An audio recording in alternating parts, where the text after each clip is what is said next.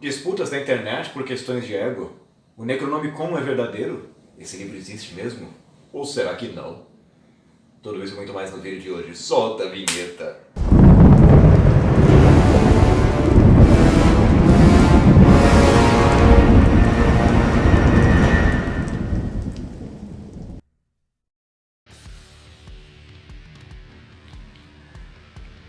Ai, cambada, vamos lá começar com a nossa boa e velha pancadaria seca de novo. Trouxe para vocês aqui mais uma vez o nosso livro Lovecraft, em sua essência. Mas vamos lá para uma história primeiro que justifica esse vídeo, né? Porque é uma questão de honra.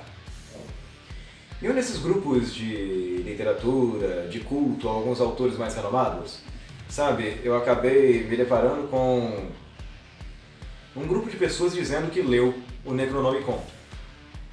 E que esse livro tinha sido muito sombrio, que coisas horríveis aconteceram quando eles leram. Quem conhece a história de Lovecraft sabe que esse livro é fictício. Não é um livro que exista, não é um livro real. Ele foi inventado por Lovecraft, então muita gente acreditava que isso era uma coisa real. Compraram cópias desse livro, supostamente, e pagaram muita grana por isso. Que supostamente teria sido costurado com pele humana. Pelo amor da madrugada, sabe? Então, hoje eu resolvi trazer essa discussão para vocês um pouquinho, né, sobre esse livro fictício. Vamos começar lendo aqui nesse volume a história do Necronomicon. Né? Essa é uma carta que o Lovecraft trocou com um de seus camaradas aí. Vamos lá. O título original é Al-Azif, sendo Azif a palavra usada pelos árabes para designar o som noturno, produzido por insetos. Supostamente seria o uivo de demônios. Quer dizer, aqui ele já começa trazendo duas coisas, né? Existe uma distância bastante afetiva com insetos da parte do ser humano. São criaturas um pouco apavorantes, né? Sem expressões. E essa questão de demônios, tudo isso daí evoca, quer queira ou não, um pouquinho aquelas pragas do Egito, a meu ver. Eu vejo dessa maneira. Pensando aqui num árabe, né? Esse cara que vai para o deserto. Aqui a gente vai lidar com alguns arquétipos até da literatura, né? Aquelas figuras que sempre se repetem. O louco, por exemplo. Olha só, aqui na próxima página começa. Composto por Abdul al-Hazaret, o poeta louco de Sanaá, no Lêmen, cidade que teria florescido durante o período de califado, Omíada, por volta de 700 d.C. Al-Hazaret visitou as ruínas da Babilônia e os segredos subterrâneos de Mênfis e passou 10 anos sozinho no grande deserto, ao sul da Arábia. Aqui a gente tem aquele arquétipo de novo, né? Aquela figura que se repete tanto, do louco que fica isolado. E isso daí acaba acentuando um pouquinho mais aquela doidice que ele tinha, já uma tendência natural a isso, né? Aqui acontece com certeza, porque escreve um livro muito louco. Mas assim, o Roba el Khaliet, ou Espaço Vazio dos Antigos, e Dana, ou Deserto Carmim dos árabes modernos, que é conhecido por ser habitado por maléficos espíritos protetores e monstros da morte. Caramba! Desse deserto, muitas maravilhas estranhas e inacreditáveis são contadas por aqueles que fingem tê-la penetrado. Parece até uma história que eu já vi, né? Só que não. Em seus últimos anos, Al-Hazaret residiu no Damasco, onde o Necronomicon Al-Azef, do árabe, foi escrito, e de sua morte ou desaparecimento, em 738 d.C., muitas coisas terríveis e conflitantes são ditas. Diz, nossa, eu não vou saber pronunciar isso daqui, Ibn Khalikan, biógrafo do século XII, que ele teria sido dominado por um monstro invisível em plena luz do dia e devorado horrivelmente diante de um grande número de testemunhas, congeladas de pavor. De sua loucura, muito se conta. Ele dizia ter visto a fabulosa Irem, a cidade dos pilares, tendo encontrado sob as ruínas da cidade inominável do deserto os chocantes registros e segredos de uma raça mais antiga que a humanidade. Ele era apenas um muçulmano indiferente que adorava entidades desconhecidas, as quais denominava Yog-Sothoth e Cthulhu. Quem conhece Lovecraft já sabe que não pode vir coisa boa disso aqui, né?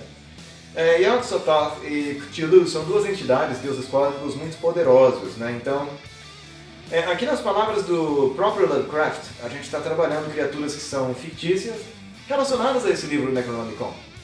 Já temos fortes indícios aqui, por exemplo, de que isso é uma obra fictícia, completamente. Não se torna uma coisa real. Então, a gente está vendo uma narrativa bastante bem construída. Lovecraft sabia contar uma história. Assim, verdade seja dita, o cara sabia contar uma história. E vai usar um vocabulário bastante sofisticado, mesmo em cartas que ele troca com os camaradas aqui dele, né? Na época que nós tínhamos o círculo de Lovecraft, as pessoas que se correspondiam com ele. E a coisa continua aqui. Em 950 d.C., o Azef, que obtivera uma circulação considerável, embora supersticiosa, entre os filósofos da época, foi traduzido secretamente para o grego por Theodoros Hiletas, de Constantinopla, sob o título de Necronomicon. Por um século, a obra impelira certos experimentos a provas terríveis, até ser suprimida e queimada pelo patriarca Miguel. Depois disso, ouviu-se dela apenas furtivamente, mas, em 1228, Olaus Wormius fez uma tradução para o latim na Idade Média, e o texto latino foi impresso 2 vezes. Uma no século XV, em letras góticas. Eu gosto de letras góticas. Muito bonito mesmo. Agora, evidentemente na Alemanha. E outra no século XVII, provavelmente na Espanha. Ambas as edições sem marcas de identificação e com suas épocas e locais de impressão percebíveis apenas pelas evidências tipográficas internas. Quer dizer, a gente tem todo aquele mistério construído. Nós vemos aí muito esse tipo de marca que desaparece, ou falta de marcas, de registros, no Voyeshnev, ou naquele Codex Serafinianus, né, aqueles livros que ninguém consegue explicar bem o que a mensagem é escrita. Aqui a gente está vendo um padrão muito parecido, né, que não que se repete, porque os outros se inspiram nisso daqui, né, em trabalhos fictícios. A coisa anda um pouquinho mais aqui, olhem só. A obra, na versão latina e na grega, foi banida pelo Papa Gregório IX, em 1232. A informação histórica aqui é bastante precisa, né? A gente tem figuras históricas, né? Nós chamamos isso na crítica literária e na semiótica literária, né, de ancoragem.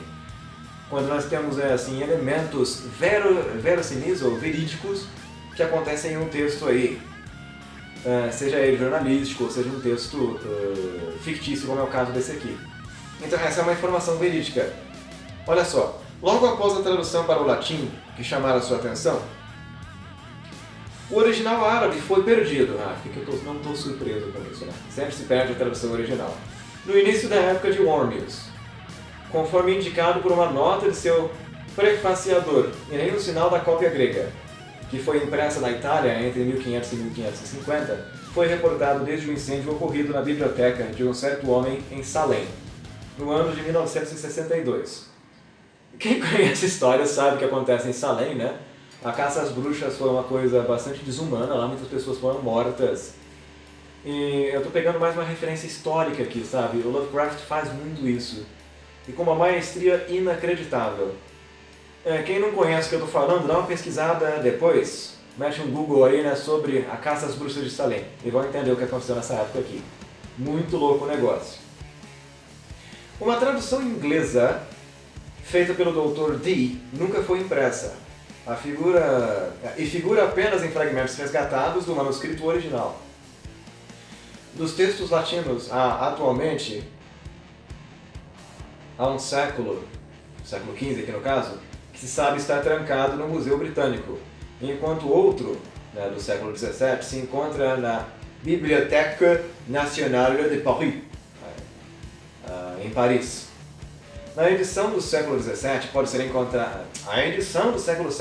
encontrada na Biblioteca de Widener, em Harvard, e outra na Biblioteca da Universidade de Miskatonic, de Aachen. A outra ainda na Biblioteca da Universidade de Buenos Aires, aqui do nosso lado, né? Dos hermanos. Numerosas outras cópias provavelmente existem em segredo. E há um rumor persistente de que uma cópia do século XV faz parte da coleção de um famoso milionário norte-americano. Porque eu não estou surpreso com isso de novo, né? A gente tem outras coisas aqui, né? O pessoal cria, com essas narrativas, uma certa paranoia. Assim como acontece com alguns textos supostamente envolvidos com o satanismo, a gente tem aqui textos misteriosos que estão aí, né, disponíveis só para quem tem muita grana, que são escondidos às 7 chaves, né? Tudo para construir toda uma atmosfera de mistério ao redor disso. Aqui, isso daqui tá muito bem construído, porque tem referências históricas bastante sólidas, cara. Eu tô me divertindo horrores com isso. Mas, aqui. Um rumor ainda mais vago acredita a preservação de um texto grego do século XVI, a família Peckman, de Salem.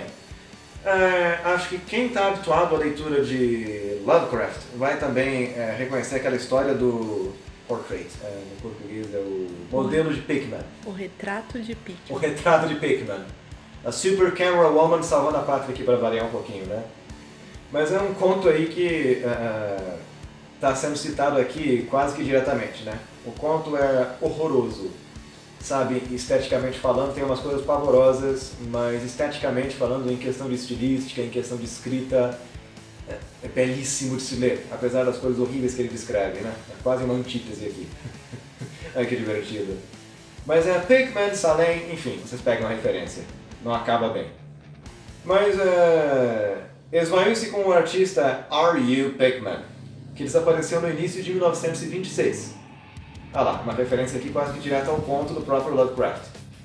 O livro é rigidamente proibido pelas autoridades da maioria dos países e por todas as vertentes eclesiásticas organizadas. A leitura conduz a consequências terríveis. Foi a partir de rumores sobre esse livro, conhecido por uma parcela relativamente pequena do público geral, que se diz que R.W. Chambers, o Robert Chambers, né, derivou a ideia de sua primeira novela, O Rei de Amarelo.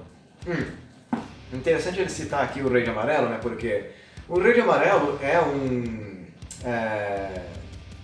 um tipo de trabalho, assim, né, que é uma peça de teatro fictícia que quem lê enlouquece e morre. Ou fica com sequelas aí pro resto da vida, porque essa peça, né, como foi inspirada, ou talvez escrita por uma entidade que é um deus cósmico muito obscuro, o Rei de Amarelo, né, isso daí só traz decadência e loucura à humanidade, coisa que é amplamente repetido, assim, em Lovecraft. Né? Nos deparamos com forças que são superiores a nós. Nos deparamos com deuses cósmicos que são muito mais antigos e mais poderosos que a humanidade. Então, esse Necronomicon é só mais uma parcela, né? Só mais uma das pequenas figuras que o Lovecraft pode usar para demonstrar o quanto a humanidade é insignificante ante essa grandeza do universo. Então, essa ideia, né? Vamos pensar aqui um pouquinho em termos de Nietzsche, vamos pensar em termos de Schopenhauer, vamos pensar num vazio, vamos pensar num niilismo, né, que nós falamos que é o vazio absoluto. Não existe um sentido nesse universo, né? E vamos pensar assim, um monte de rochas e um monte de gases que se incendeiam em estrelas. Nós vivemos em um universo muito grande, com criaturas muito poderosas, com criaturas muito ameaçadoras, e efetivamente não tem nada que o ser humano pode fazer contra esse tipo de coisa, né? Existe uma ausência de sentido, uma ausência de... uma falta de... bom, uma impotência do ser humano ante essas coisas. Essa é uma ideia deveras assustadora, uma coisa assim bastante perturbadora. E o Necronomicon, de certa forma, como nós vemos aqui, é um dos livros, né, uma das obras produzidas por pessoas que ousaram evocar ou lidar com forças que desconheciam. Só que isso em obras de ficção. Nós temos aqui várias menções a coisas que são fictícias. A produção de Robert Chambers, né? O Rei de Amarelo, é uma obra fictícia. O modelo, o retrato de Pickman, é fictício. É um conto que o próprio Lovecraft escreveu. Vamos pensar assim, né? Temos outras citações aqui. Agora, Salem, né? Essa questão de Salem, das bruxas de Salem, daquela caça que aconteceu e alguns elementos históricos que ele joga aqui são de verdade. São coisas reais, então ele mistura algumas coisas do real, historicamente verídicas, né? E nós temos aí alguns elementos que são bastante falsos. Tudo isso é um recurso estético que Lovecraft está usando aí para poder trazer o que nós chamamos na crítica literária de verossimilhança. Né? O que é a verossimilhança? A verossimilhança é a capacidade de você produzir alguma coisa com marcas, né, que transmitem a ideia de realidade, alguma coisa que você quase consegue ver como real. Por isso nós temos tantas datas específicas, por isso nós temos tantas informações geográficas, uma exploração assim bastante próxima das formas, né, geométricas, daquelas curvas de algumas coisas que vemos, pensando aqui muito nós chamamos na crítica também de eidético, né, relativo às formas. Sabe, tudo isso daí é usado como um efeito para poder trazer esse efeito de realidade. Agora, isso daí sobe a cabeça de algumas pessoas, isso é muito problemático. Tem pessoas que acreditam que o livro realmente foi escrito por um árabe louco, mas esse árabe louco nunca existiu.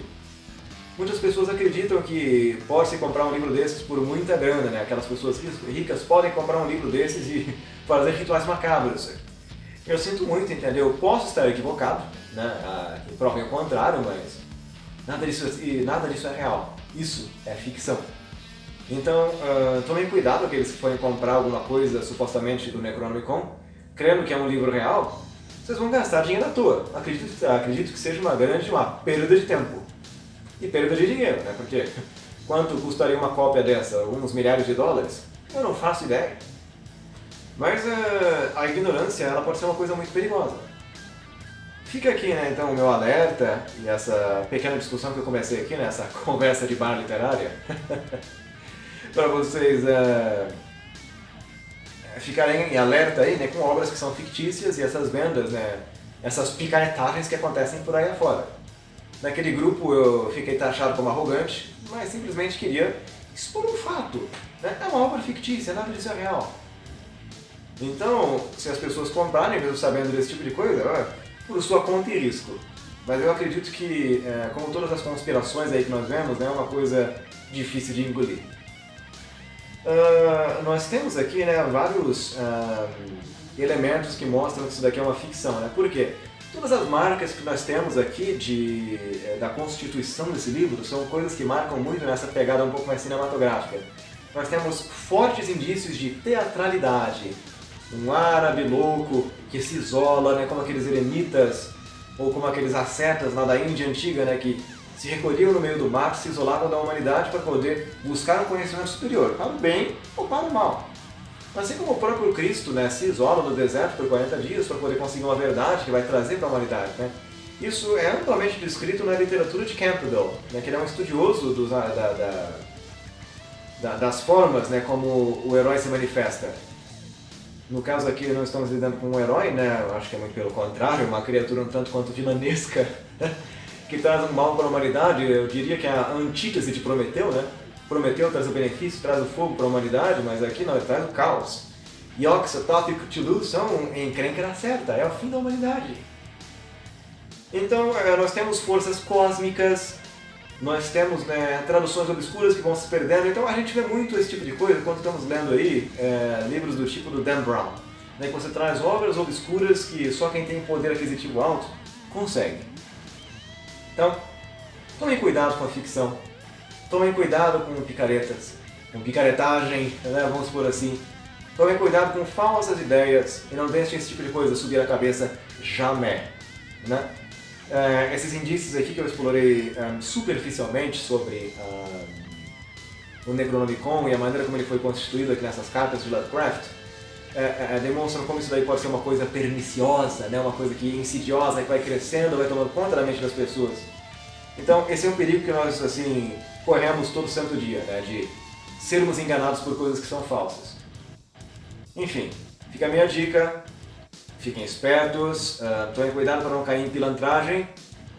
É isso, fica aqui a minha mensagem, até a próxima, Catapimbas! E, é verdade, antes que eu me esqueça, antes do Catapimbas final, estou pensando aqui em fazer análise de alguns livros aí para o Enem. Né? Muita gente tem falado aí que está lendo, muitos alunos meus da literatura brasileira e de literatura inglesa vão ter que ler material para o Enem. Eles querem umas análises assim um pouco mais profundas de personagens, de livros do Enem.